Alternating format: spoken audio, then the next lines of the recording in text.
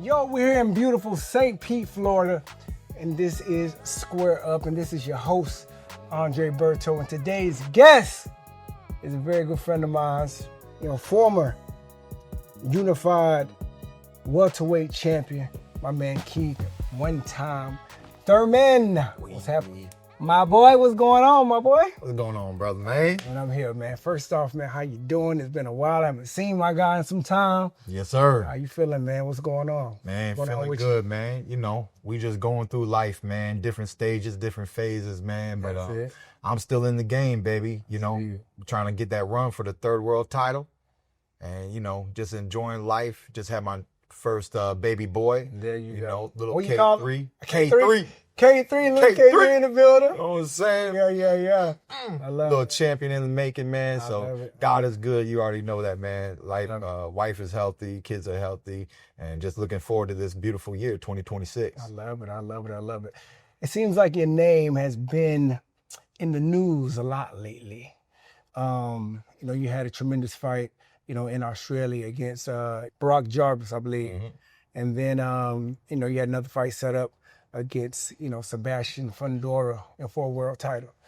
And of course, anything can happen. You're training, but it got, canceled or postponed. Yes. For somewhat of an injury or whatever the case may be. Like, can you give us any other type of, like update on that? Or do you even believe those type of allegations going on? Because I've been seeing you on a few interviews. You kind of been going in on him.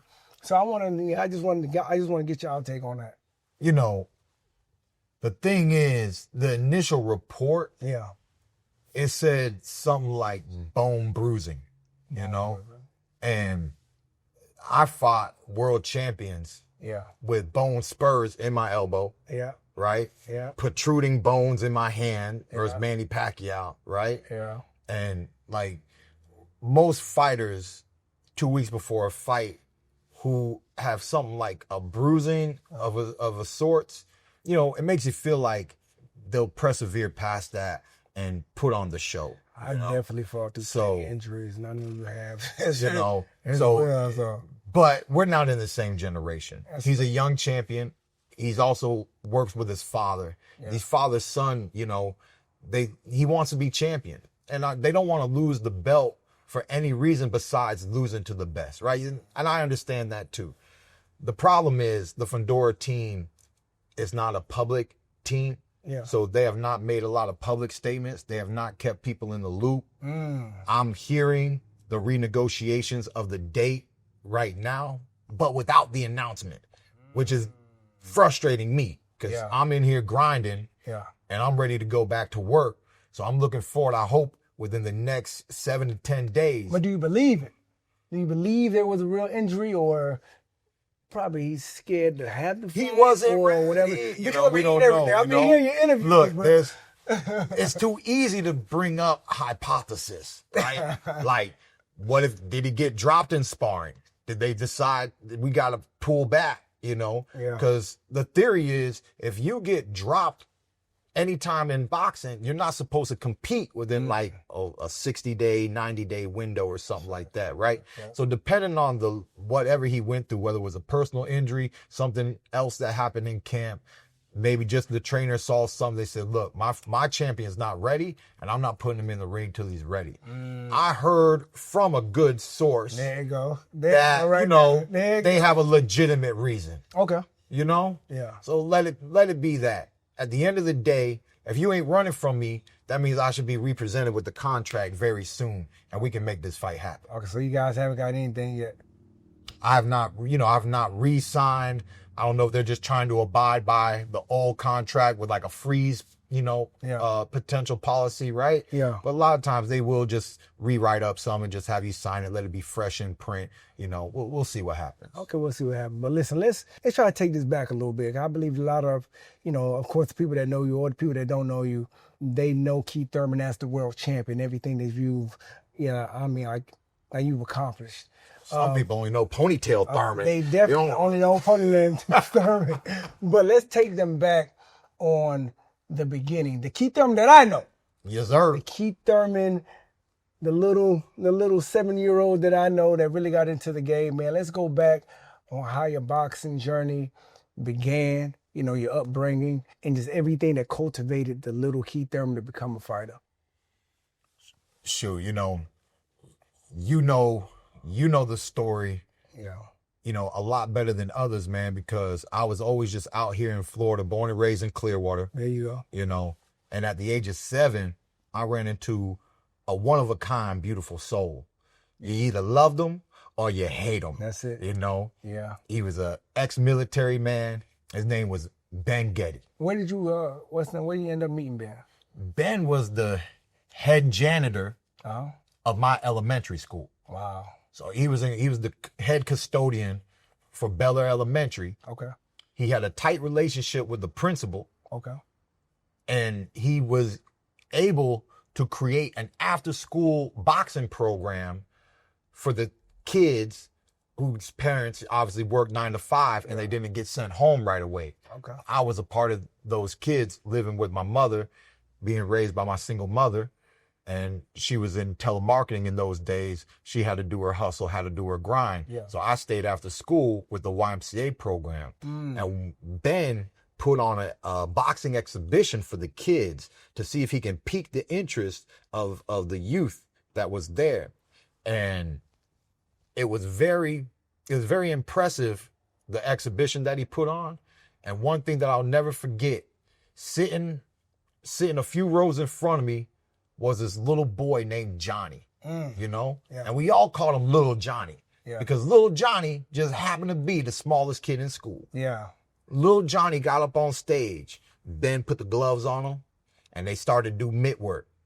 He was calling out combinations, ba, ba, ba, ba, ba, ba. Wow. And then he slipped, whoop, whoop. Then he come up, boom, boom. I'm like, bop, bop, bop, slip, slip, boom, boom. Ooh, Johnny had hands. Ain't nobody in school knew little Johnny had hands. Oh, okay. Right? Yeah. Good thing we liked the kid already. He just had a good personality, right? Yeah, So sure. he wasn't really getting picked on or anything. But good thing nobody picked on little Johnny because they would have learned quick. You know what I'm saying? But it impressed me, man. It impressed me so much that to this day, I remember exactly how I moved on that day. I walked to the back of the room. I grabbed the paperwork, threw it in my backpack. My mother picked me up. We live right around the corner, So she drove us home. I'm getting home. I walk into the apartment complex and it was like 1, 2, 3 steps. I grab the bag, swing it off the shoulder, put it on the floor. I can hear it today. Zip, I unzip. I reach in the bag. I grab the paper. I turn around. I look up. I said, Mom, I want a box. Wow. And from 7 to 37 today, man, that was 30 years ago. That was it. Yeah, man. Another thing I read too, man, that was dope, was the fact that you and your dad grew up watching martial arts movies. Heard you were a big martial arts movie buff. And I mean, I was the same way. We talk about blood sport. We talk about Blood sport. we talk about blood sport. Yes, sir. We talk about anything you could think of. Bruce Lee, Jackie Chan. Like we watch it all. Growing up. Steven Seagal. My dad loved Steven Seagal. Really? Right? So that was his man, right? Okay. So you had, like you say, say, martial arts, or he just, he just liked to watch it. He did. So by the time I was like 4 years old, my father was in the dojo, right? And he taught me whatever he was learning, a little white belt kata thing, and they did this like finger strike, but the little foot pattern and the movement, he taught it to my mama. I even see my mama wake up in the morning and just do it as like a morning routine, like it was morning yoga. Like nowadays people are doing morning yoga. My mom was doing some little white belt kata, and little motions that my dad taught. And then, of course, you had Karate Kid, the famous crane pose. And I remember playing around in the yard with some friends, and we'd always, all us kids would strike that pose, Dude, just you growing up just watching all of that. It planted the seed, It planted the seed because I had such a love for it. Yeah. And I had such a passion. But at 4 years old, I'm not demanding to go to the dojo. I'm rollerblading, playing football outside, soccer. It's Florida. We got parks. We got so much for kids to do. That's a fact. So I just never really cared too much to put myself in the dojo with my dad. Yeah. It's the time I spent with him, watching the movies and him teaching me one-on-one, I was content with that. Yeah. So when the boxing exhibition came to me, you know. I mean, so you think it was like fate, how that situation just came to you? You already planted the seed in there, but for you to watch an exhibition like that and be able to see, you know, all those different elements, see a young kid that you knew, you know, really know some real skill, you think that kind of just grabbed and just pulled you to it, huh? You know, I said, hey, if he could teach Johnny, he could teach me that. Teach you that. You know? Yeah. And I was just too excited, you know? Yeah. And I just wanted to participate. So what Ben did was he got us, we weren't even training every day. We were doing an everyday program. We would have to check in with the YMCA. And then we'd have to go over to where the field was and where the kindergarten section was of the elementary school. Yeah. And we would meet up with him over there, and we started to jump rope, do basic boxing drills, and we'd run around the field. Yeah. That all happened until the summer hit. Okay. When the summer hit, we met up at a local park right outside of the recreation center. Yeah. This was Ross Norton Park and Recreation. So we were jumping rope on the basketball courts. We would make a circle. He would get us to spar each other, you know, just by holding hands. Like the park? Outdoors. We would spar on the court or in the grass. Wow. You know, So he brought all the equipment. You got all the kids that had y'all gloving up, outside in the grass. Yes. I bet it's crazy. We was just doing it. So crazy. it didn't take long for the city to see what he was doing with kids. Okay. And then he had to sit down with them, and they made an agreement to bring our program into the park and rec. Oh, and that's when our Clearwater boxing began. That's when everything started. Yeah, that had it. We held it down. He influenced so many kids in the neighborhoods, you know, the tough kids, the street kids. Everybody got a little taste of boxing. Yeah. No, not everybody stuck with it. That's what fair. really made Keith Thurman was the ability to never give up. No matter how many times you hit me, I still come to your gym, man. I was gonna tap on that, right? Because of course I met Ben, I don't know, I was probably 15, 14, 15. I met Ben, and Ben was, you know, one thing that I remember, he was obsessed with power.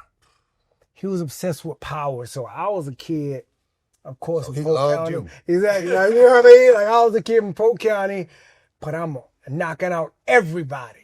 All these local fights, whatever the case was, they knew that if this kid, you know, I mean, like Berto showed up, it was going to be some dynamite.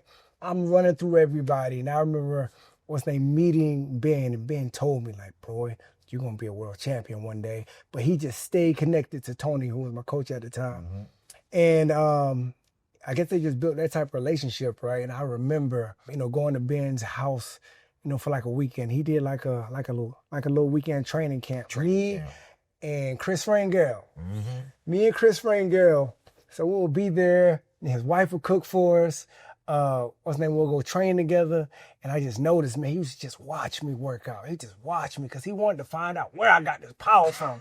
You know what I mean? I was so explosive. And Chris, of course, you know, Chris was a great fighter. Yeah. But Chris didn't have that power. He didn't have that explosiveness. When we would go work out, and like I'll go running, he'll have he'll have Chris put on, you know what I mean, like the weights in his hands. He have him put on like the weights on his ankles. So I'm like, what is going on? Like, you know what I mean? He had him just doing all types of stuff. And I'm just like, listen, man, this guy, you know, he sees something.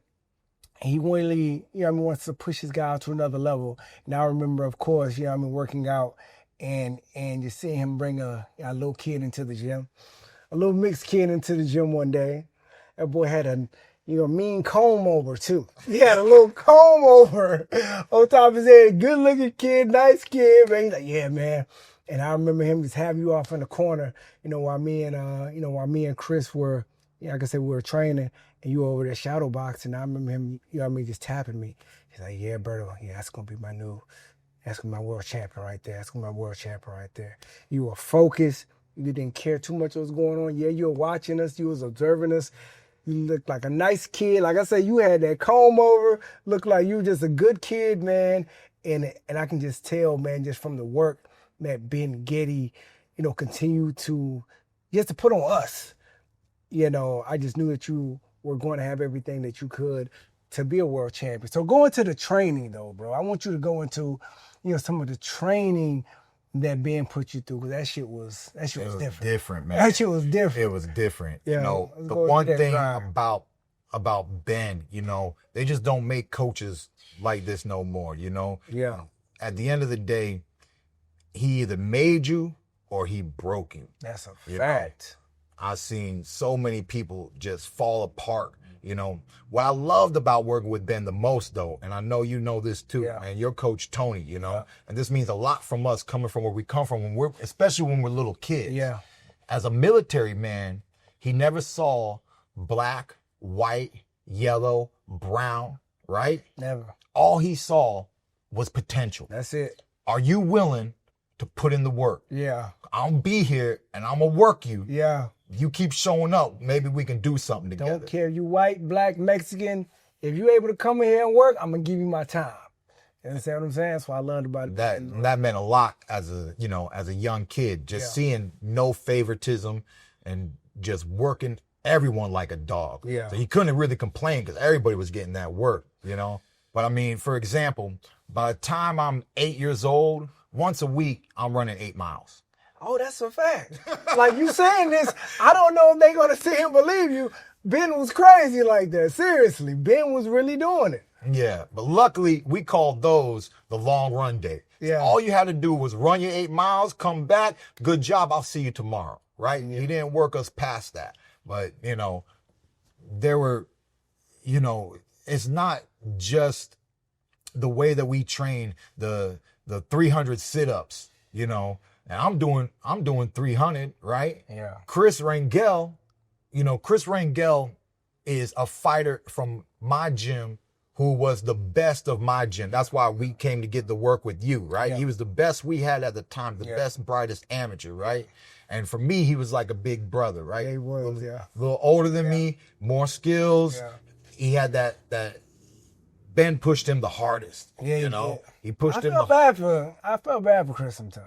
you know. I felt bad for him sometimes. It looked like Ben was pushing him, crazy. But I knew what Ben, really, when he really, he tried to get up out of him. But I don't know if I don't know. I don't know if it really, manifested, like he wanted to. I know it was kind of, frustrating sometimes. He was always, he got third at the nationals Yeah. and things like that. He wasn't able to pull out those big wins, right? Yeah. But he was a very He was a really top good fighter. competitor. Yeah, for you sure, know? for sure. And I learned so much just watching him, and it motivated me.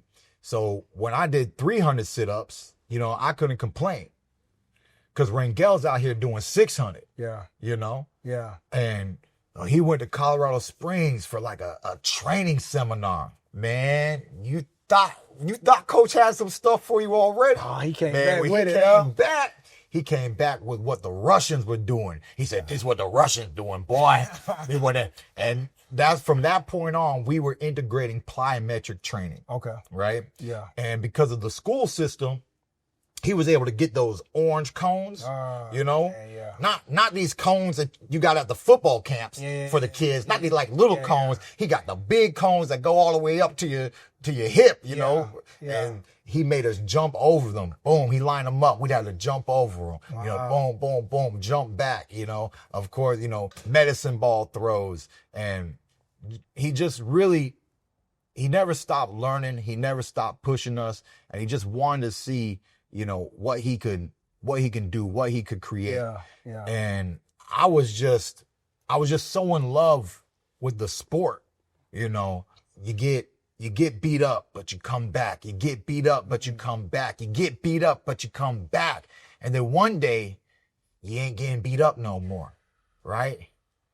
We built something in you. And then one day, you the one beating people up, And it was just the tournaments, but the training was always harder than the competition. Oh, there was yeah. only a few competitions, Yeah. I remember working with you before a go-to national event. Yeah. This boy from DC, the DC reputation. Yeah. This boy from DC and stuff. And they said, "Oh, he dropping everybody out in DC, What do you think about his power, Thurman?" Because I won the fight. And I was like, "I don't know, you ain't hit me enough. I know I won the fight, Yeah. The boy didn't bother me Because from round one, I'm like, bro, whatever you bring, you ain't Berto. All right? My coach, Ben Getty, got me training with Andre Berto before he's going to the Olympics. Yeah. You were about to hit the Olympics. Yeah, we were different back then. And, sure. And that's the thing, It wasn't just this relationship here. The way Ben was, we go to Winter Haven, we go to Orlando, we go to Fort Myers. We try to find the best. We try to find the best sparring, man. That was one thing with it. We didn't need competitions. We were going everywhere just to get in work on Saturday. That's a fact. Sometimes we'd have to spend the night at his house so that we can just wake up early in the morning so that we can go to West Palm Beach. We wake up at 6 a.m. and do a 4-hour drive just to get sparring, no hotel, and drive back same day. 1-day trip across the state of Florida to get that work and come back. And like you said early on, when I look back, my destiny found me. This was really meant to be. I asked myself in life, could you have made money without getting punched in the face? Like, hey, maybe, but maybe. Would it really have been as fun? Like this is just love. It's the boxing. There's sports where there's violence.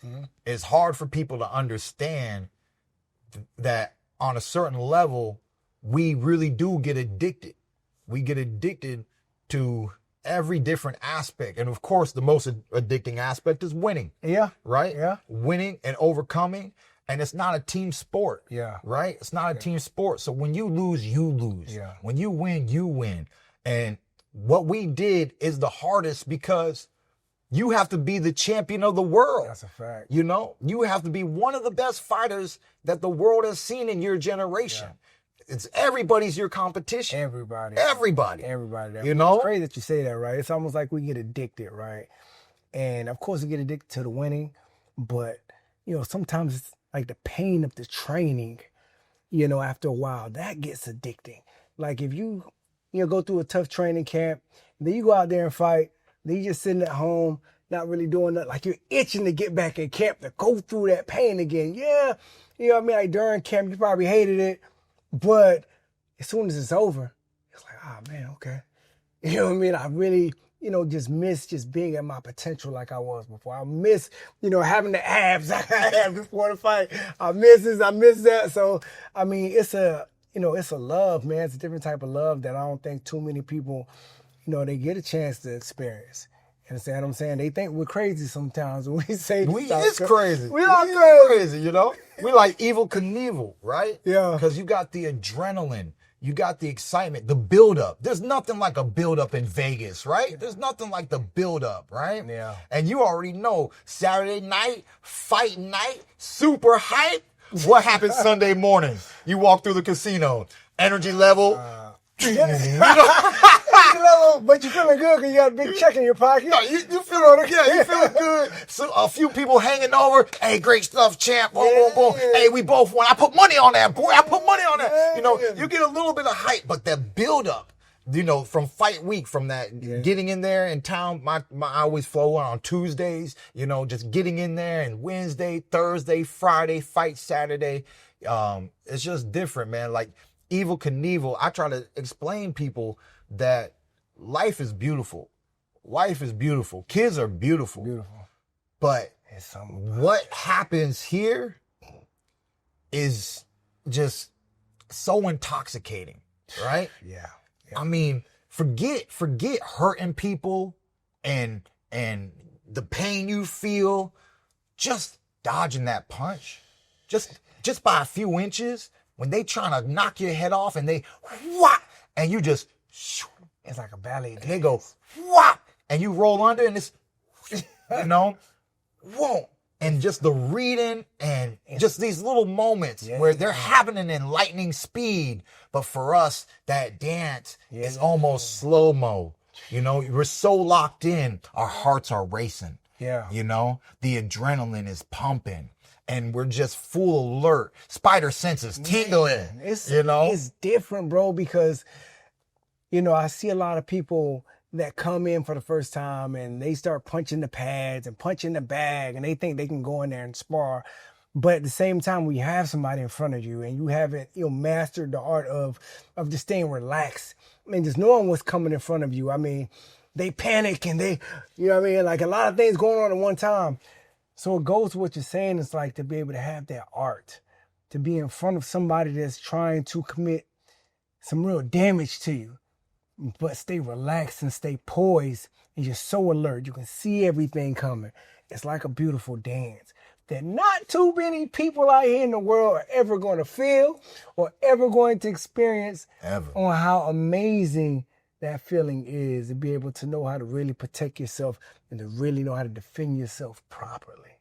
That's the beauty. Like you said, there are people who they're not going to make a career out of this. Yeah. But they come in here and they got just enough curiosity, just enough to train hard enough to step in the ring.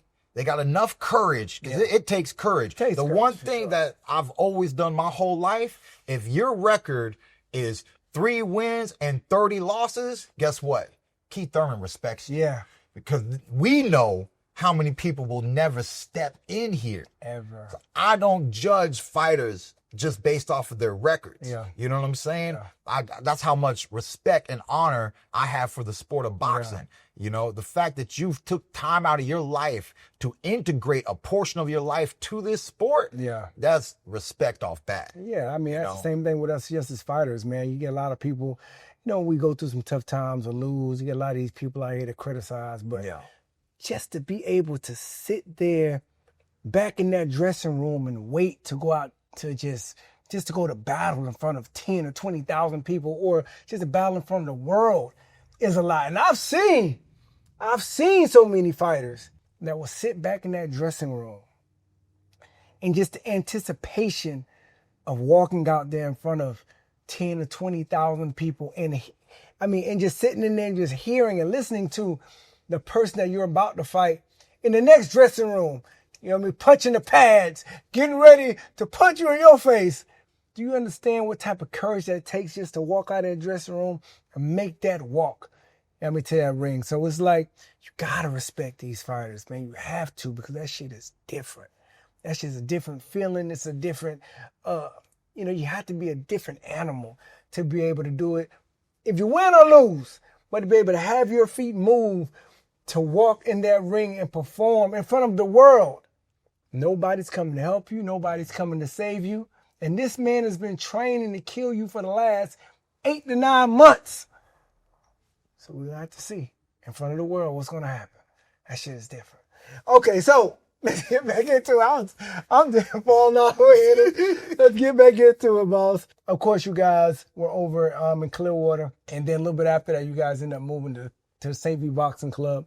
This is where we're at right now. And like just me just walking in here, it's just so nostalgic for me, because I remember sparring hundreds of rounds in this ring with Winky Wright, with you, with Chris Frank Gale, Jeff Lacey. Chad Dawson. Yes, sir. Chad Dawson right here in this ring, man. It's so nostalgic for me. Coming in, I haven't been here, I don't know, probably since I've been 19, 20 years old, man, seeing all these pictures and just being able just to ride by this place. And it's still somewhat in the hood, but just imagine and just think about the world champions that came out of this gym is amazing. But when you guys made that move over here to St. Pete, and of course you got guys like the Winky Wrights and the Jeff Lacey's that was here training at the time, how did that motivate you, making that move over to Clearwater to here? First off, the transition was a very interesting one. But, the first time God blessed me was just having me and Ben together, right? At the age of 7. That was one of the biggest blessings of my life to this day. That's why I wear his name on my trunks when I fight, because sometimes in life, there's people that you'll never forget. And I want that name to be remembered, right? So I honor him. And then when I was 14, what happened was the Park and Recreation Center was getting demolished, and they were building a $4 million facility with a little skate park in the back and everything, right? And even though the whole city, the whole block said, hey, we want to keep boxing here, the city just kind of politely shoot us out, right? So Ben was really heated. You know how once he got Ben upset, he was really heated. Oh yeah, you know. Yeah. But we had to just take it. We ain't welcome. We ain't worried about them, boy. Yeah. So we started gym hopping. Okay. We was over in Tampa at Calta's. Buddy McGirt's son James. Yep. James, and they had a gym here off US 19. You know, we was working over there, and then eventually, because Ben Getty was working with Kenny Lacey, Jeff Lacey's brother. Yeah. Oh yeah. I remember You know, Kenny. Okay. Kenny, right? Yeah, I remember So Kenny. somehow, the understanding, we got in contact with Dan, and because of everything Ben was doing with the amateurs, Dan was like, hey, I got the pros on lock. I got these 2 world champions, but how about you come over here, just bring you and Kenny, everybody, and your boy Keith, you know, everybody can come over here and you can just be ahead of the amateur program. And so that's how we shifted over here in St. Pete boxing. Dan had his thing with the pros, and Ben just took me to all the state, regional, national tournaments, and anybody else who was qualified to travel with us, like Kenny Lacey and some of our other fighters, we brought them along. Okay. And that started the journey here. And then, you know, at 14, 2 years later, I made the critical decision to drop out of high school. Mm-hmm. And what I did, you know, was leave one education for another education. Yeah. Because I got to show up at noon every day and train next to Winky Wright and Jeff Lacey. Yeah. And the beauty of that was the dynamics of their styles were opposites. Definitely were opposites. You know. Definitely opposite. Let's talk about let's talk about Wink. I know we're just talking about him. We're out here a little bit. You know, just me, myself, you know, like I was telling you earlier, I spent hundreds of rounds sparring Winky Wright. I was the number 1 sparring partner with his, getting ready for Shane as well. That got me, you know, in great shape and ready for my Olympic trials. But I don't think, you know, Winky Wright gets enough respect in this fight game on how good he was, and how technically sound he was, and possibly having the best jab I've ever seen. Ever.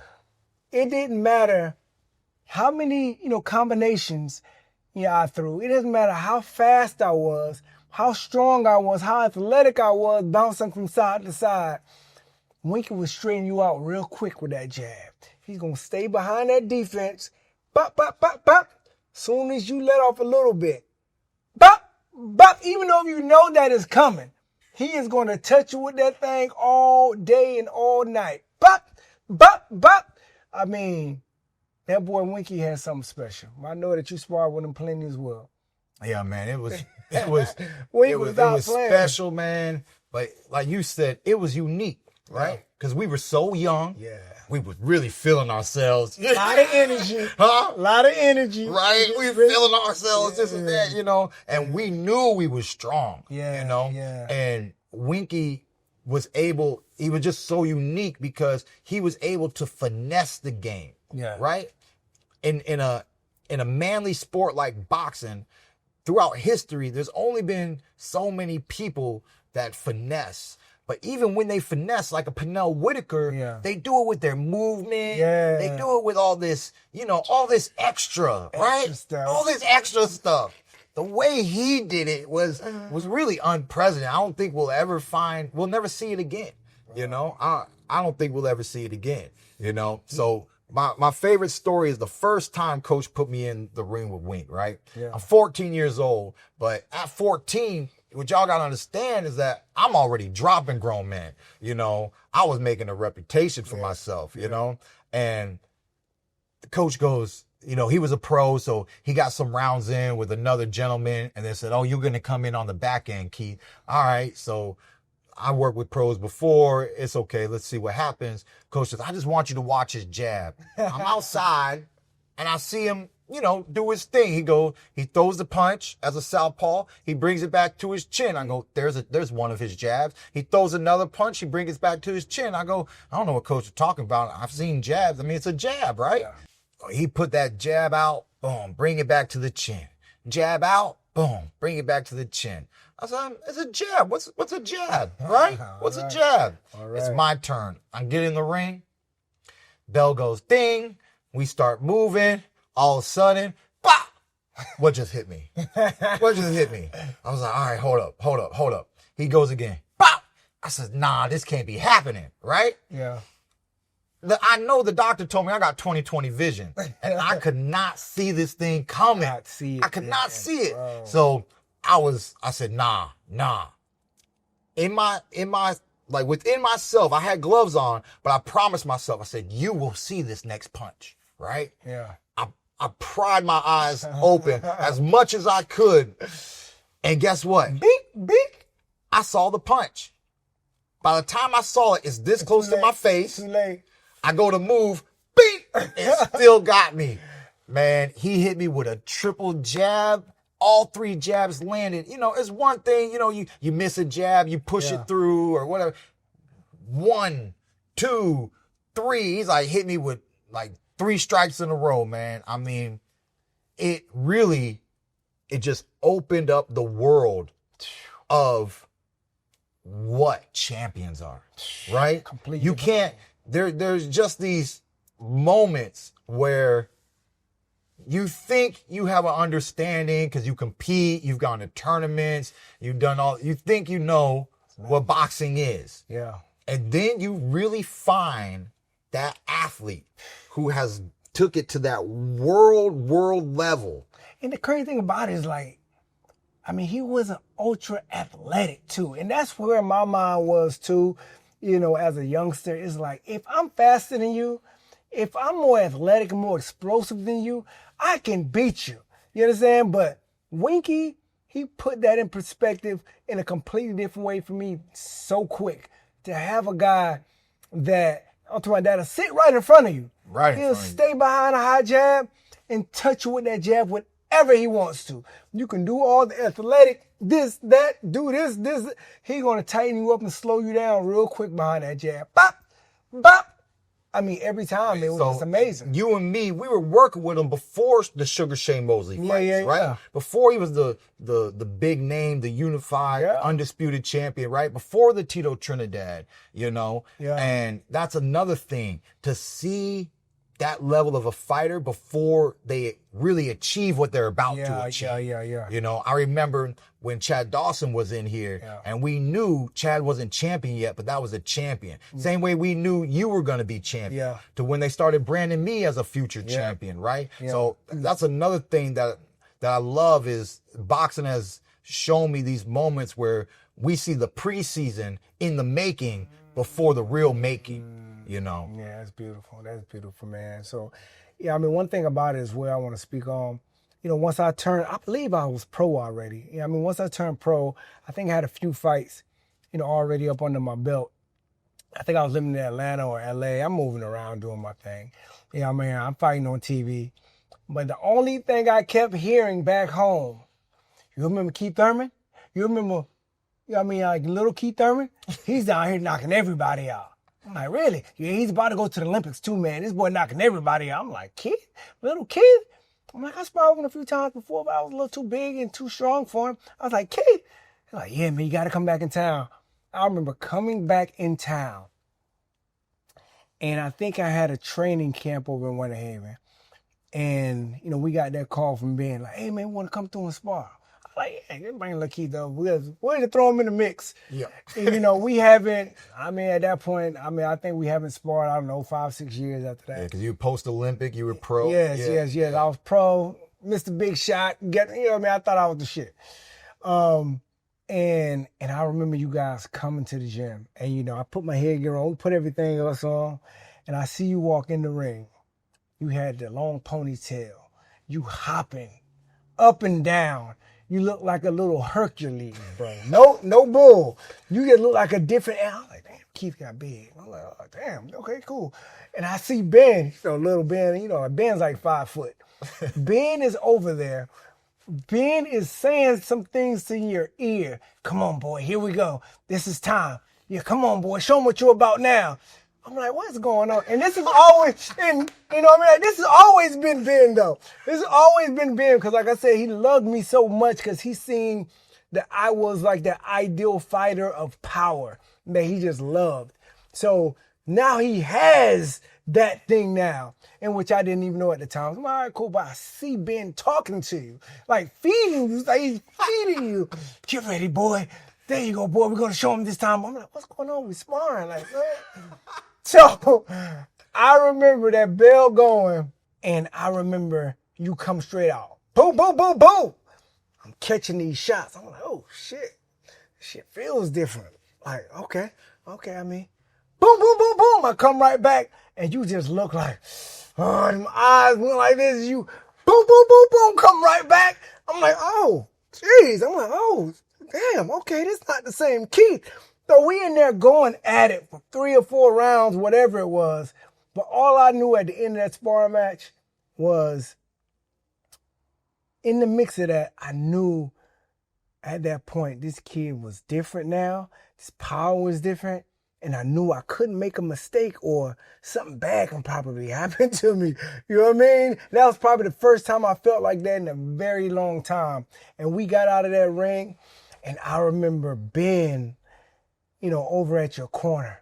That's what I'm talking about, boy. Wait until they see you, boy. Wait until they see you. Da da da da. And you sitting there with your tank top on, long, you know, long ponytail. Like, yeah, I'm gonna be next. But that's when I knew that we had something different. That's when I left that gym that day, and I called Al Heyman. I said, Al, we got something down here in Florida, and he about to be a problem. I suggest you put your eyes on him now. Okay, Bert, you know, is he pro now? I'll be like, I think he's getting ready for the Olympics. I mean, I think he's getting ready for the trials. Or I don't know if you already had like first few pro fights. I'm not sure at the time. But I'm like, but whatever it is, I'm going to keep you posted. Keep your eyes on him for this kid. He's going to be a problem. He's like, well, you know, Bert, you know, I trust you. I said, listen to me. I just got out in the ring, and he's going to be a problem. So make sure to keep your eyes out. I'm going to keep you posted on this. All right, cool.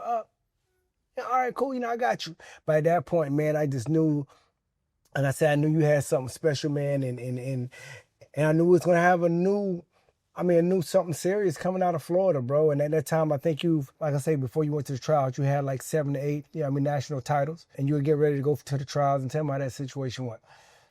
Yeah, so I think I was finally like 17 when we was working, and I was getting ready for the trials. You know, I don't know if I already qualified, or because remember, you the one who told me we asked you, who's this guy Charles Hatley? Yeah. You say he's part of my generation. You know, you're gonna have to respect him. The dude kind of can fight. Yeah. But luckily, he didn't know who Keith Thurman was. So the first time we fought, you know, he tried to walk through me, and I had some lateral movement, and I just went bop, bop, bop, right hand, left hook, right hand. And he just kept walking into it. This was at the PAL Nationals, and it was the first qualifier to get you to the trial. Okay. Yeah. So I won that, beating Hatley in the finals. Yeah. You know, you told us to respect him, so I was a little bit more on my back foot. Yeah. He just thought he could dog me as coming from the other generation. He thought he could dog me. It didn't happen.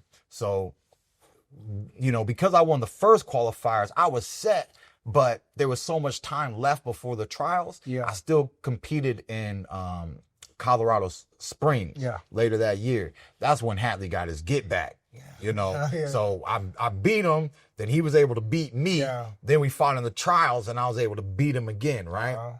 I was in the winner's bracket, but so was Demetrius Andrade.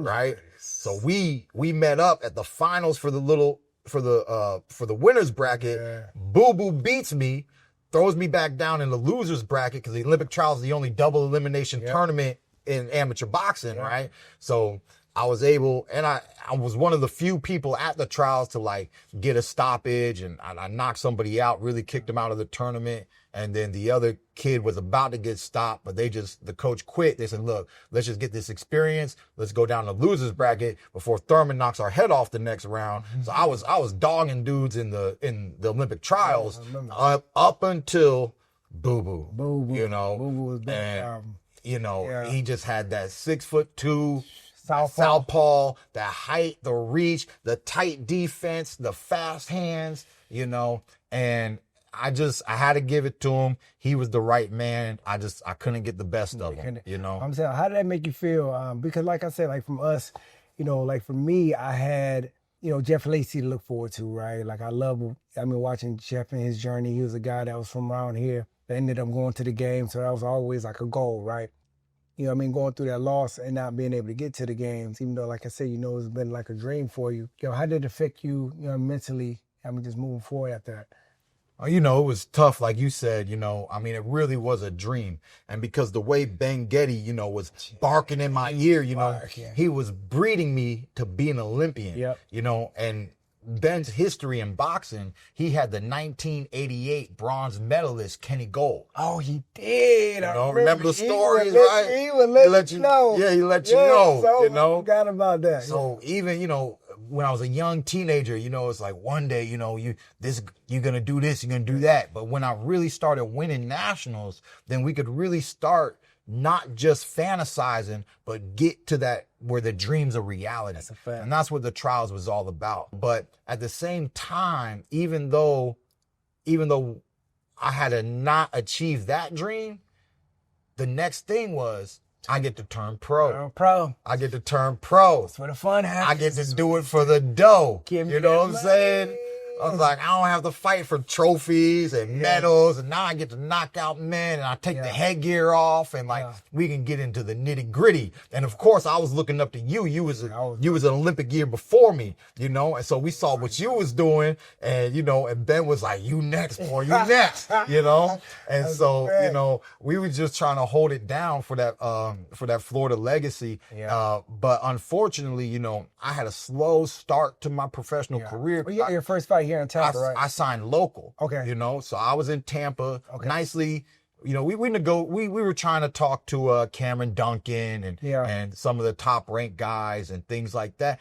Everything just fell out, right? Yeah. Ben wasn't satisfied. You know, if coach wasn't satisfied, we wasn't doing it, right? Doing nothing. You know, we wasn't doing it. I got a check in the mail, right? Yeah. I got it from Cameron Duncan. I got a check in the mail. Yeah. I'm ready to take it to the bank.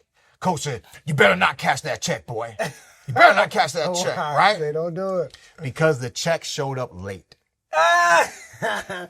He said, if the money's showing up late today, we're going to have problems. It's going to keep showing. I don't want no problems. You don't. And I'm looking at it. I'm talking. I got a check. I'm like, this is money, you know? Yeah. And I gave it back. I gave it to him. He ripped it up. Wow. He ripped it up. This is nuts. He called up Cameron and said, "Deal, no deal." Boom. We never talked to Duncan ever again. You know, he negotiated, got me at least a local $10,000 signing bonus. I gave him his 10%, gave him $1,000, gave my mom a little money, put a little pocket in a little bit in my dad here. Yeah. And then I had my first pro fight, 4-round fight, got a first round TKO, and I made $1,000. Yeah. But our first fight was $1,000? $1,000. Hey, you know what I'm saying? Beginning, my boy. You know, Yes, exactly, man. I mean, when I finally got through my first year, I think I was 8-0 with 8 knockouts. Yeah. You know? Yeah. And then I was able to get to the 8-round level, and we were able to eventually, even though I had my promotional contract locked in this small pool here in Tampa, we were able to re-talk to Shelly Finkel. And I got a managerial contract with Shelly Finkel. Yeah. And we slowly started to break out of the small circuit and get on these Golden Boy undercards. You know, people still don't know my name, but Oscar started to see what I was doing, right? Yeah. Because we had a fight where I fought some Cuban. And you know how the Cubans are and their reputation, right? He was he was a whatever kind of fighter, little hype, Cuban hype, you know. But I saw the film. I saw who he fought. He fought our boy, Marcus Willis. Oh, okay. Right? Yeah. From Fort Myers to a draw. I scored it a draw. It was a 6-round fight, and they raised the Cuban's hand. Wow. I was like, man, you didn't even beat my boy Marcus. I don't want to see. Y'all want me to fight this Cuban? Yeah. Run it, you know? Yeah. And for some whatever reason, we're in California, Topanga. It's like a little resort thing, casino, Indian resort. And that spot, we fought there, and the boy showed up like overweight. He didn't even respect the show. We were still doing catch weights anyways. Mm-hmm. We weren't doing exact weights at the time. We were doing catch weights.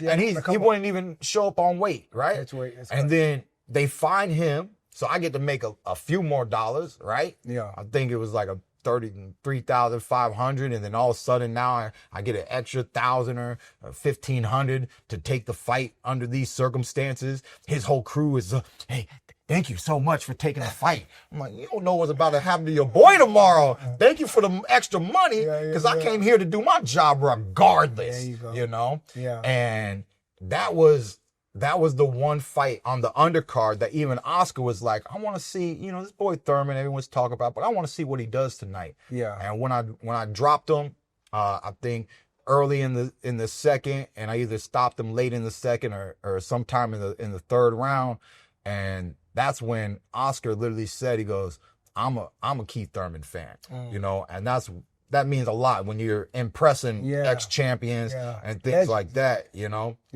So I was able to continuously get put on these undercards till I finally get out to LA Staples Center. Mm-hmm. And I'm on an undercard, but the phone calls were made.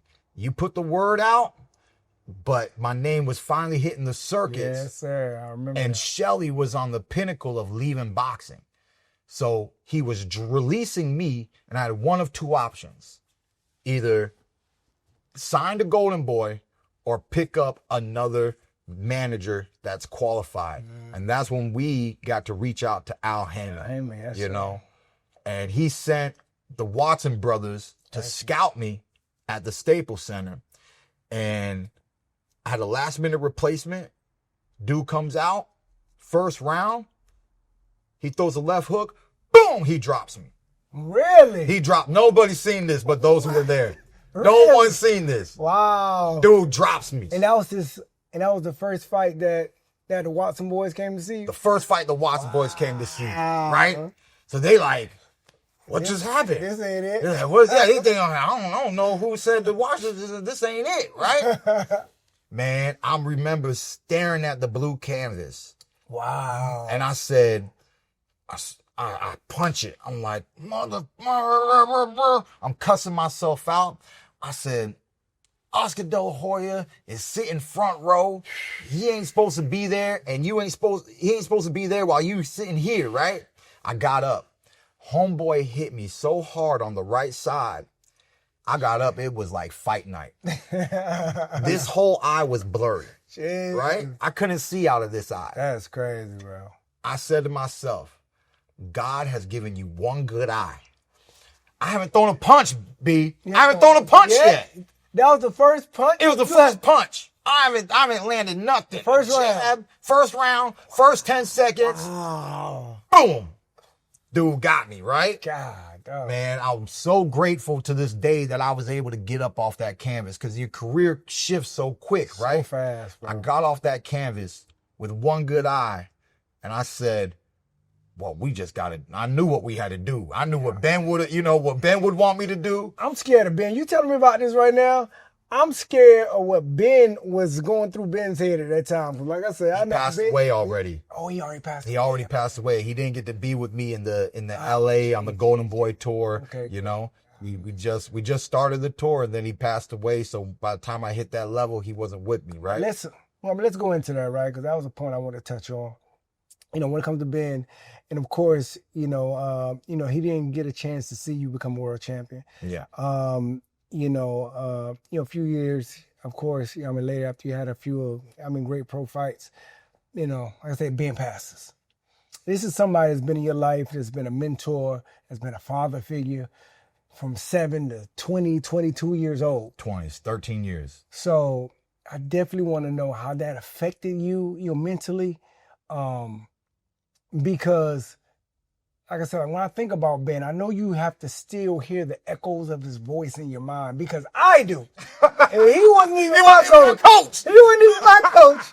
You know what I mean? Ben wasn't even my coach, but every time Ben was around, I would just hear his voice. And it was, come on, boy. Are you going to be a world champion? You know what I mean? One day, boy. I'm just like, bro, like his voice was so distinct. If he seen a pretty, like a pretty girl, oh dear, the two-legged kind. I mean, Ben had all these little sayings that he used to say, but like I say, like when he used to push you guys and push me at the time when I trained with him a little bit, his voice was so distinct. It was something that you couldn't get away from. So I just want to know, I mean, how did it feel, once you had to go through that situation and lose somebody like that? Ironically enough, this is a very interesting story. At Ben Getty's funeral, yep. Right? Everybody expects me to go and talk. Yeah. Right? Everybody expects me to go up and talk. I was so choked up. I didn't want to say nothing. Yeah.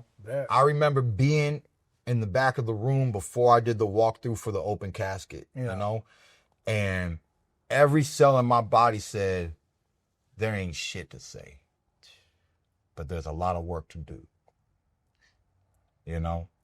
And that's the conviction I held on that day. And because of that, I didn't say a word, Yeah. Who spoke at Ben's funeral? I don't know who spoke. Your coach, Tony Morgan. Tony did. That's right. Your coach said the things that I wasn't able to articulate, Mm. And I'm very grateful that he was able to show his respects. Yeah. And say what he said on that day. Yeah. And it was really rough. I mean, I remember him not picking me up. There was a slew of events that happened right before he passed away. We had sparring that he talked about all week, because some sparring he anticipated. Yeah, he talked about all week. Here comes sparring day. A lawyer came to pick me up, one of our sponsors. We're at the gym. Ben doesn't show up. This was a big red flag. Yeah. So we somehow were able to get some work in, but we made the phone call. We said, hey, somebody go check up on Coach. They went to his house. He was kind of on the floor, this and that. He had some new medications, as a Vietnam War veteran. He had Agent Orange, so he was on morphine daily. Wow. He had all these, he was diabetic, he's insulin dependent, wow. Right? All sorts of things, right? So his son wanted to take him to the hospital. But Ben was so stubborn, he said, no, I'm fine. Just put me on the couch. They put him on the couch, but because he was insulin dependent, I'm pretty sure nobody made sure he got his shot that evening. And by the next morning, it was him and the dog, and he was gone. Wow. Wow. So I got the phone call 9:30, 10:30, and sometimes you can feel the energy before you click, before you even pick up. And I just knew I was shaky already. And I got the news, and I just walked to the lake, the one we used to run around, growing up from that rec center. I walked to the lake, and I just try to digest this news. And there was a lot of pain. Yeah. There was a lot of discomfort. And then one positive thing came into my head. What's that?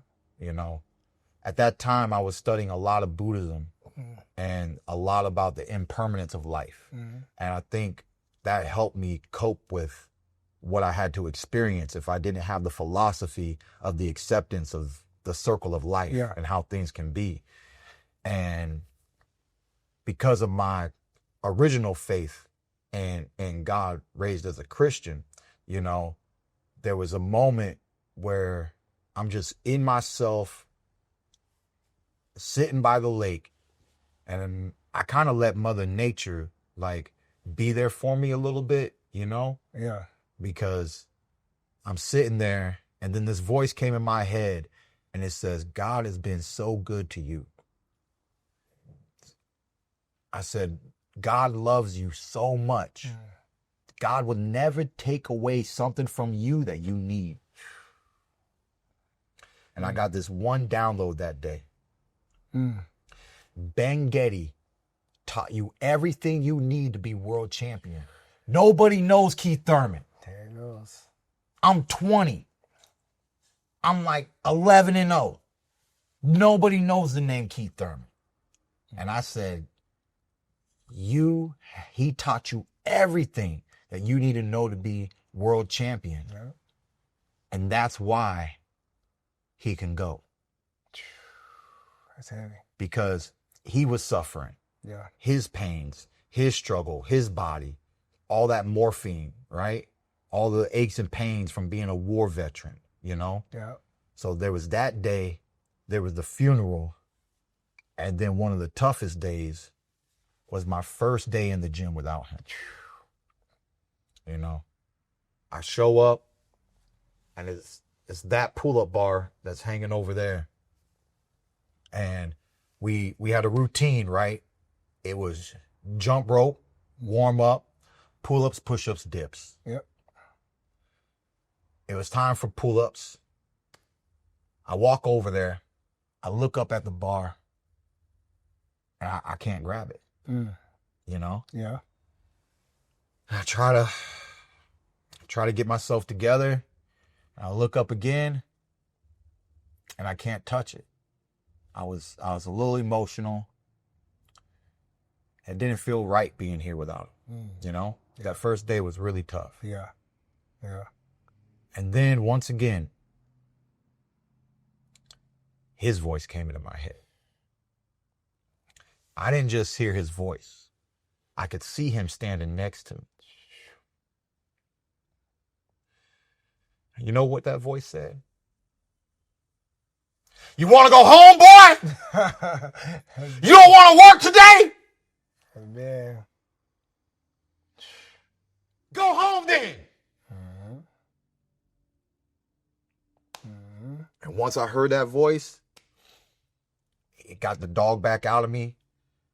And like I said, the promise I made to myself that there's nothing to say, but there's work to do. Yeah. And I forced myself to do the work. That's it. And to this day, I'm doing the work. Yeah. And I'm striving to be champion again. And that's the thing, you made a promise to him, right? What was that promise?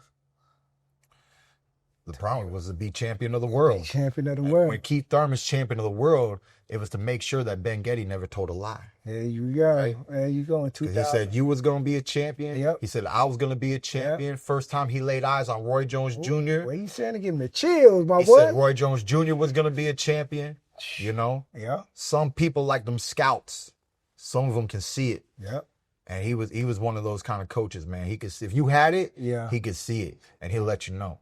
And in 2015, you fought Robert the Ghost Guerrero. I couldn't get over the hump for some reason. But 2015, man, you fought Robert the Ghost Guerrero and became a world champion. And you honored Ben, with that promise, right? Like you said, you're going to be world champion, and you made it happen. Yeah, so how did you feel in that moment when you became world champion? Like I said, doing something that you told, Ben Getty that you were going to do and you were going to accomplish. Of course, this feeling that every mile was worth it, right? Yeah. Every sit-up was worth it. Yeah. Every punch you ever took was worth it, right? And then there was also this feeling that there was never going to be anybody to stop me, Yeah. Because the way he put it in me, it was like prophesied. Yeah. The real crazy part is I grew up my whole life striving to beat you. I believe it. Because you was the man. Yeah, I know. You was the man. You was the best fighter in Florida. Yeah. And what we didn't say was when Ben was in my ear that day, Yeah. You haven't seen me for a long time. Yeah. We was on a get back. Yeah. Everybody who ever did anything to me, Yeah. I was getting them all back. And I think I heard that one time a long time ago from Ben. I think Ben or Tony, they're like, yeah, you know what? You know, he wanted to see us fight one day for some reason. I think he wanted to see us fight one day for some reason. But at the same time, I could see where he was coming from because, you know, I was, you know, one of the standards for him, you know, I mean, just growing up for, you know, like be able to see a fighter with that much of, you know, power and explosiveness and to be able to reach those levels that I reached and came straight from this area. And plus we were fighting in the same weight class. And we put in many rounds together anyway. It wasn't until a certain time that, you know, I was able to get that respect from you. You know what I'm saying? Before that, I was just little bro. I was always little bro, you know? So you couldn't tell me at 22, you know, whatever, when I hit the top 10, you couldn't tell me you're going to be champion of the world without facing Andre Berto. That's a fact. You know, it's just how the cookie ended up crumbling, and we was able to make that happen. And you know, for me, it's a dream come true. That's why when everybody sees Keith Thurman fight, right, from the moment I hit my HBO debut, you've never not seen me in 3 colors. Yes. The red, the white, and the blue. Right? Yeah. And this has such a deep meaning to me. And it goes back to that dream of being an Olympian. Because we represent our country, right? Yeah. You ended up going to Olympics and representing Haiti, right? Yeah. My only option was to do this through the red, white, and blue for America, you know? And so when I made it to the scene, you know, I still had that, you know, that American flag. I just still had that energy that I want. Not only did I want to be one of the greatest fighters out of America, but that when I'm in this ring, anytime you see Keith Thurman under these bright lights, that I'm living my All-American dream, you know? Right. And you know, that's the only reason why I stay wearing the red, white, and blue, and I've never changed it up, man. There you go. Well, I mean, like when you were going, man, went on a tear. I'm going to say that. You went on a tear. You're beating everybody. And, of course, you had some great fights with Danny Garcia, you know, Sean Porter, just so many others. And I believe in 2019, you had your first loss to the legendary Manny Pacquiao. And I just want to know, you know, I mean, after that fight, you know, what do you think about just that whole experience, right? Because I know how I felt, you know, when I had my first loss. And you get into a space, it's very easy to get into a space of like a depression to a sense, right? But even though you fought a legend like Manny Pacquiao, and a lot of people probably, they wouldn't be that upset. But, you know, how did you take that loss, you know, going through your first loss? That was on of course, a major stage like that. It was the worst feeling ever. You know, it was the worst feeling, you know, mixed with a little bit of the greatest feeling, right? To a certain degree, that fight, that build-up, sharing the ring with a real legend, you know, never got to be in the ring with De La Hoya, right? There was a talk of me getting in the ring with Shane Mosley, right? But he chose Canelo Alvarez. So when the Mosley-Alvarez fight happened, Golden Boy presented Keith Thurman to him at the same time. Wow. You know, that was one, you know, so there's only so much. I was riding on Mayweather's tail, you know. I was riding on him, you know, I was right there. But that's when they elevated me when I got the Robert Guerrero fight to be the champion. They declared me the regular champion, and Floyd got to be the super champion, which made it so that he didn't have to face mandatories, and I had no political pull to force a fight with the money man himself. For sure. So there was a time in my career where as I was winning, as I unified, you know, I just thought, well, I have to be the best of my generation, and I don't get the other generation. I don't get to partake in that other generation. So in 2019, when the phone call finally came through for the opportunity to fight Manny Pacquiao, it was like, man, I don't get Floyd, I get Pac-Man. And it was just a dream come true. You know, we loved him, respect him, but he's too nice, so I had to act like I hated him, you know? Thank you, Manny. Oh my God, this is the best fight I ever got. You're amazing, Manny. Like I could not do that, you know? Yeah. So I had to be the guy that's like, oh, you know, this is what Thurman gets for talking trash. I talk trash for entertainment and entertainment purposes only. Do not copy this at home. You know, this here is for entertainment purposes only, you know? I mean, because he's a legend. How do you really hate on a fighter who came from the Philippines, who, you know, this is what I love about boxing as a worldwide sport. We don't know where the next champion's coming from.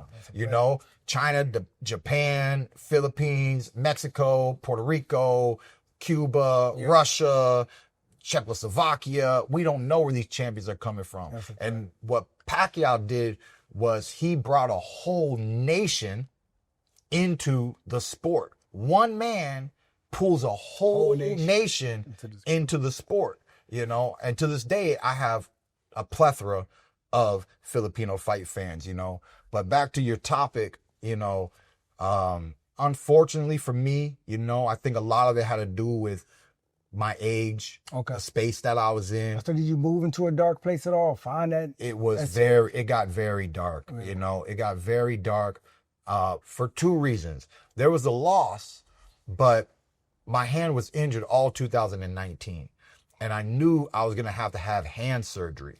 And so I was very insecure. Though the doctor said it was a minor surgery, and it's been perfectly fine ever since 2019, the fear that I had going into the surgery, the fight happened, I believe, in July, August, September. I think by September, I'm in LA to get hand surgery, you know? And then my hand's in a cast. I'm worried about the recovery, the rehab.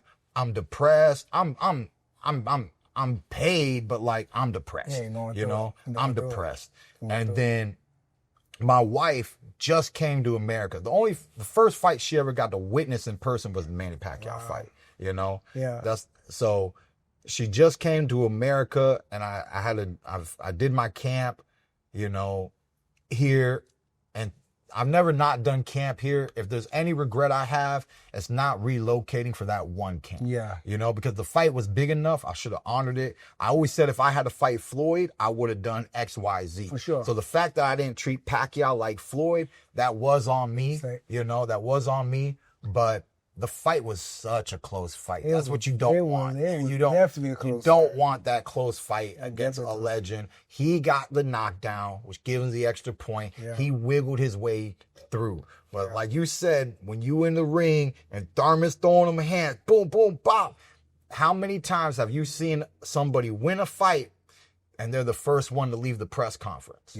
Right? Man had to go lay down. He said, look, thank you, everybody, fans. I just fought Keith Thurman. I'm done. Y'all, I got that W. I'm going to lay down, you know?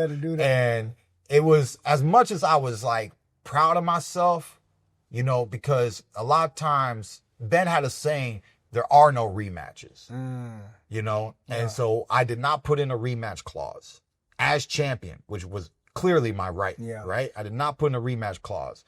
I knew I was going to need the surgery, so I was worried that the recovery was going to be too long, that even if there was a clause, maybe they could have wiggled their way out, but I should at least had it there for them to have, you know, to give me some political pull. So there's a lot of things in the sport that sometimes you don't realize where you made a mistake till much later, you know? But I remember being in LA and my hand was in a little soft cast, and my wife could clearly see my emotions, right? Pissed. Clearly. Now this is like 2 months after the fight. Clearly, like it has not changed, right? I'm sour, right? Like, and so she said, in her own words, it's just a game. Ooh. Black. Ooh. Black. I'm telling you.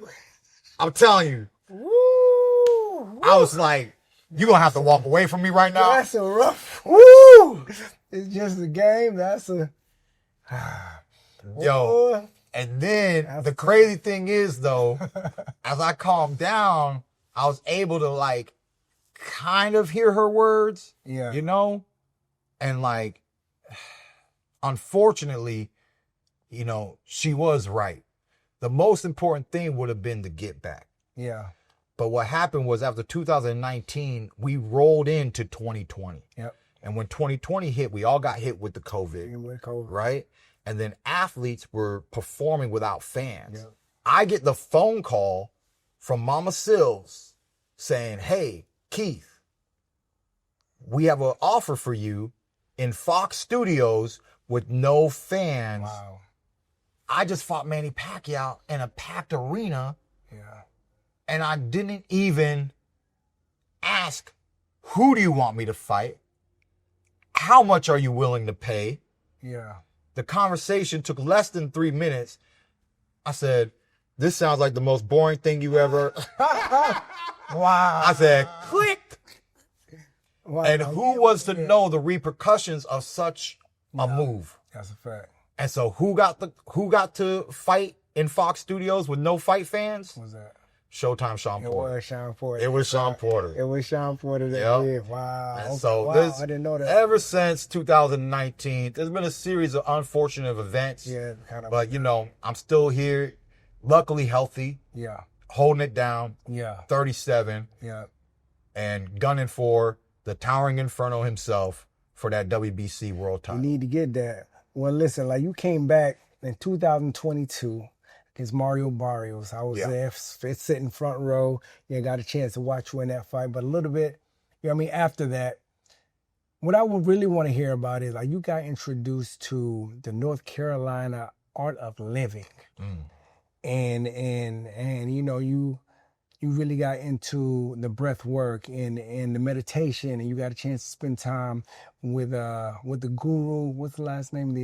Sri Ravi Shankar. Yes. And I know that you kind of dived, you know, I mean, very heavy into that. And I know you called me a few times about it as well. And I seen this transition that you were going through with it. And I really want to get a little bit more information, you know what I mean, in that space and what you went through and how that helped you, you know what I mean, moving forward. It's really funny because it has helped tremendously. Okay. And I feel, once again, Yeah.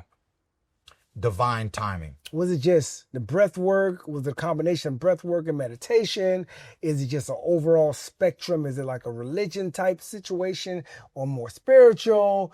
You know what I mean? Like, It definitely, what I love about the art of living is that it definitely comes off more spiritual. uh-huh. And as the art of living, it's not the art of converting, right? Okay. Yeah. So the roots of the yoga, the breath work, the meditation, the roots come from India. The roots come from, you know, Hinduism, if you want to say it that way, right? The yogic roots, the Indian roots, the Hindu roots. It has those roots, right? But as a fighter, I can respect technique, right? Yeah. And because it's the art of living, and you can watch my interview, you look up Keith Thurman talks to Guru Dev. Yeah. He's also known as just Guru Dev. Yeah, that's what Guru Dev is a title. It means the big mind, right? He says all your problems in life come because you have this very narrow vision, you know? You have this very small-mindedness, and with that, you get this feverishness. But if you could step back, you know, like how my wife said, it's just a game, Yeah. right? Yeah. But my small mind and my ego and my pride didn't want to hear that At all. for a second, At all. you know? Yeah. And then, you know, but she actually did say it with love. Yeah. So another thing too is it's hard to find a religion that doesn't actually preach about love, right? And so when I was fortunate enough to make this interaction happen, you know, it was my status that allowed this interaction, right? The fact that I'm a two-time world champion, I got to sit face to face and I got to be the interviewee to the guru, right? We've all read our books from Deepak Chopra or whoever we like to listen to, and Eckhart Tolle, you know, Be Here Now. We all have our little books on the bookshelf, you know? And, you know, I dabbled in trying to understand a lot of Eastern philosophy, right? So I got to go to the ashram. I paid for my flight, but they housed me for free, fed me and my wife for 7 days. Wow. I got initiated into the breath work. I interviewed the guru 2 days later.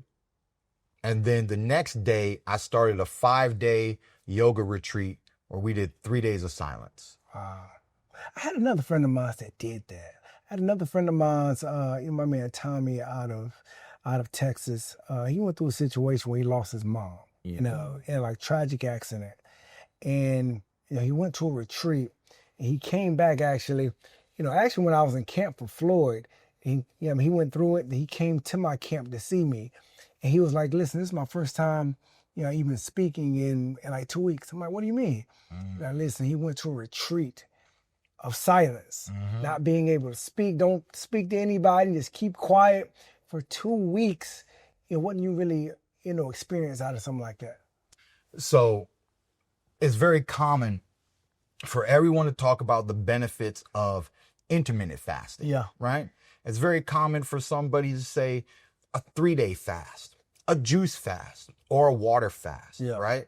And what's the initial benefits that you can scroll and find is like within about 72 hours, your gut like kind of shuts off, right? Because it realizes you're not feeding it. Yeah. So that engine doesn't need to work. It'll say, hey man, let me go take a break, right? And everything else on the cellular level, the energy gets disputed to other functions within the body. Exactly. Right? Yeah. So you're conserving energy in one place, which disputes energy in another place. Autophagy. That's the fancy word for it, right? Autophagy. Yeah, autophagy. Yeah. So that kicks in, and that's what all the little studies say. And a lot of us, we get that, and maybe we've heard about it. Maybe we even went ahead and did it. Yeah. Right. But when it goes into silence, it's harder to explain what's happening to oneself.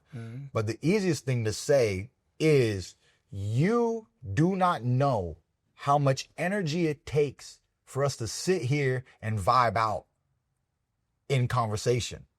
We're so used to conversating, friends, family, maybe your work, maybe your job is all about being on the phone, right? Yeah. And there's one thing, what I've learned, I've done 8 silent retreats in 3 years. Wow. Because they're 3-day retreats. So it's just like a 3-day weekend. You just get to tap in and then keep it moving, right? So I've done 8 in 3 years. Wow. And I'm going to continue to do more. So I look forward to these moments. Sometimes you go on vacation, right? And you did it to have a good time. But when you come home, you're actually exhausted. Yeah, it's crazy. Right? You're actually exhausted, right? So you need a few days of rest after your vacation before you get back to actually feeling good and want to get back into your actual normal routine. When you do a silence retreat, it's such a structured program. I call it spiritual boot camp. We wake up at 7 a.m., 1 hour of yoga, 1 hour of breath work. Approximately the whole thing, the breath work with the meditation will end up being another hour. So that's your morning session. You get your break, go have breakfast. Come back to class, guided meditations, knowledge videos, take a break for lunch, come back to class, more guided meditations, maybe a few more knowledge videos. Then you break off.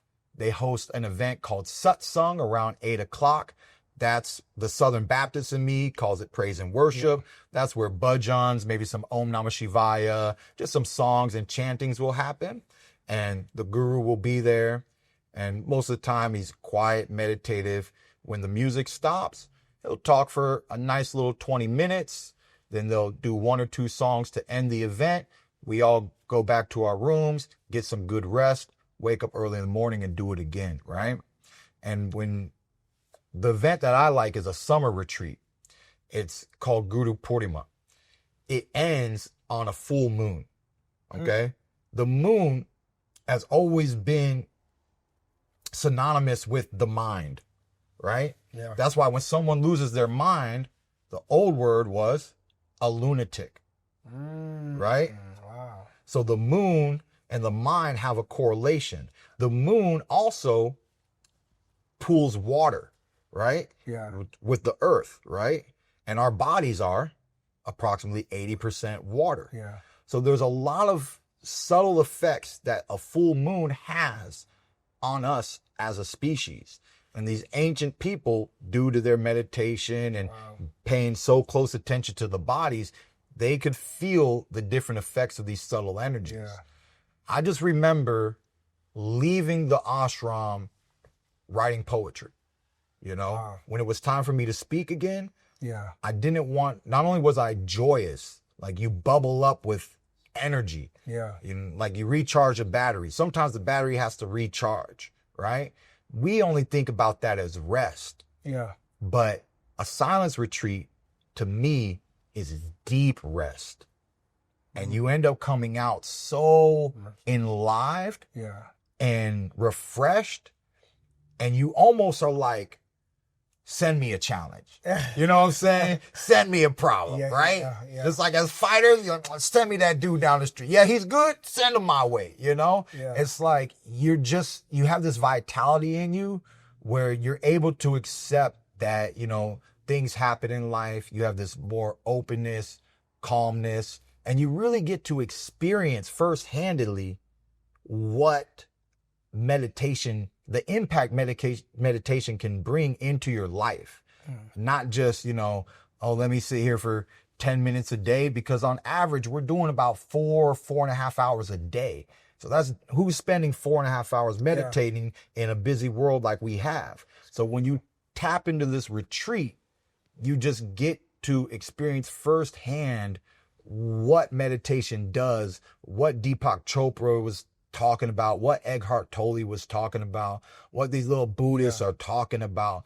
But this is life. Life is to be experienced. We got kids. Yep. I told my daughter, at my temple these days, I light a candle. My meditation room, I like to light a candle, little flame of honoring the light. And, you know, she was so little. I'm like, hey, don't touch the fire. She's like, okay. You know, next day walks over, hey girl, stop playing, don't touch the fire, right? But because they don't know the consequences, it's only a matter of time. What does she do? Touch it. Boom. She's gonna have to learn. Right? Have to learn. So life is about experiences. Yep. And more than reading or anything, there are some things that you just need to experience firsthand. So when you're ready, my man, on a summer retreat, I'll send you the info, and I'll be happy to be out there. You and my family might be able to share Airbnb. We can make a fun thing out of the whole event. Listen, man, we might make it happen for sure, man. So like, listen, man, I'm going to get ready to close this out.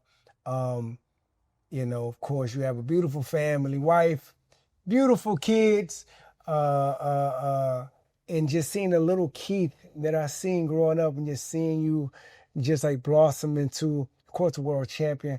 But I'm proud of the man that you've become. You know what I'm saying? And I'm very much looking forward, to the future, you know, with everything else you got coming up. And I know that Ben Getty would be proud of you, my man. For sure. Thank you, guys. I thank you for having this interview. And if any last words, you can go ahead and say it. But like I said, we're ready to wrap it up. Man, you know how it is, man. This has been a long journey. Yeah. I'm not done. I'm trying to get back on this grind. Yeah. There's a lot of politics, man. Yeah. But, you know, luckily, like, I'm optimistic. I think we can make some great fights happen this year, you know, and we can do what Trump be trying to do to America. I'm trying to make boxing great again. There you know, go. I like to hype it up. There's no fight like a Thurman fight, my man. And just want to, just say, man, I love you, brother. Man, I'm so grateful to you and everything that you inspired me to be the man that I am today. I'm also proud of you, man. This has been a beautiful journey and a life that we have lived, Definitely. and I know you work hard. I know you give back to the communities, and that's what it's all about, man, inspiring the youth. I love doing the same thing, my man. So one day we're going to have to get together and talk to the kids. All right? Yes, sir. Yeah, man, Man, appreciate you, my guy. All right, yes, sir. Square up. We are closing out, baby.